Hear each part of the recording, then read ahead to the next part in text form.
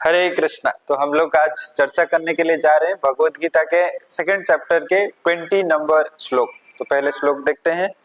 न जायते म्रियते वा कदाचिन् नायं भूत्वा भविता वा न भूयात् आजो नित्ययं शाश्वतयं पुराणो न हन्यते हन्यमने शरीरे। तो यहाँ पे भगवान ने कृष्ण ने कह रहे हैं कि यहाँ पे आत्मा के विषय में भगवान ने कह रहे हैं, क्या कह रहे हैं, न जायते म्रियते व कदाचित। तो ये जो आत्मा है, आत्मा के बारे में बोल रहे हैं, ना इसका कभी जन्म होता है, ना इनका कोई मृत्यु होता है। भूत्वा ना भविता ना भूय, ना इनका कोई स्टार्टिंग पॉइंट है, ना इनका कोई एंड पॉइंट है। तो मैक्सिमम टाइम में क्या होता है कि हम लोग जो भौतिक संसार में है, यहाँ पे हमेशा एक टाइम फैक्टर रहता है, एक स्टार्टिंग है, एक एंड है। तो हमेशा ये जो इटर्निटी का हम बात करते हैं ना, मतलब शाश्वत का बात करते हैं, तभी कभी कभी मन में आते हैं फिर भी स्टार्टिंग कब है, स्टार्टिंग कब है। लेकिन यहाँ पे कह रहे ये जो आत्मा का कोई स्टार्टिंग नहीं है, ये एवर एग्जिस्टिंग है। मतलब जैसे भगवान ने हमेशा एग्जिस्टिंग है, तो आत्मा भी हमेशा ही एग्जिस्टिंग है। और इसका ऐसे कोई टाइम नहीं आएगा कि इसका कंप्लीटली डिस्ट्रक्शन हो जाएगा, ऐसे भी टाइम नहीं आएगा। मतलब ये हमेशा के लिए रहता है।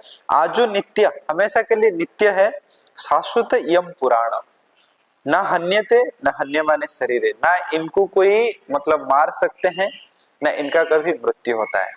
तो इसका मतलब है यहाँ पे भगवान ने ये स्पेसिफाई करना चाहते हैं कि हम लोग जो आत्मा है, इनका कोई विनाश नहीं होता है, इनका ना कोई स्टार्टिंग पॉइंट है, ना इनका कोई एंड पॉइंट है, ना इनको कोई विनाश कर सकते हैं। तो इसके मतलब है हम लोग को धीरे धीरे कन्विंस करना पड़ेगा कि हमारा कभी भी मृत्यु नहीं होता है।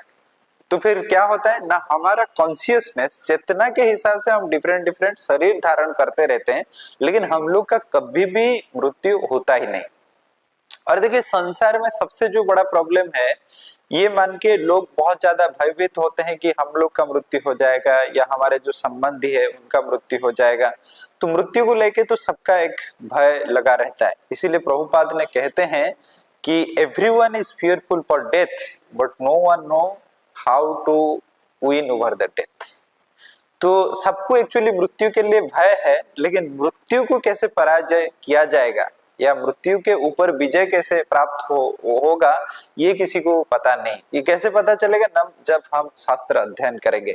जब शास्त्र अध्ययन करेंगे तो एक चीज हम लोग का यहाँ पे फिक्स हो गया कि हम लोग का कभी भी मृत्यु नहीं होता है। ओनली मृत्यु किसका होता है ना, ये जो शरीर का। और शरीर किस बेसिस पे हम धारण कर रहे हैं, जैसे टाइप का चेतना आ रहा है उसी हिसाब से हम शरीर धारण कर रहे हैं। तो यहाँ पे सबसे बड़ा इंपॉर्टेंट जो फैक्टर है वो है हमारा चेतना को सही रखना। चेतना को सही रखने से फिर हम लोग का जो जो डिफरेंट डिफरेंट बॉडी है ये धारण करते हैं, ये फिर अगर चेतना भगवान के पास लग गया तो फिर डिफरेंट डिफरेंट शरीर धारण नहीं करना पड़ेगा, हम लोग हमेशा के लिए उधर ही रह सकते हैं।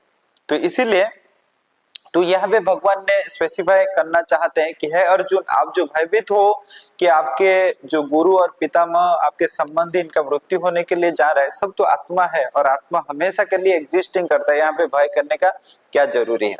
और दूसरा नेक्स्ट नंबर श्लोक में कहेंगे, एक्चुअली मतलब अर्जुन का और भय को और ज्यादा क्लैरिफाई करेंगे, उसके लिए हमको नेक्स्ट श्लोक देखना पड़ेगा। हरे कृष्ण।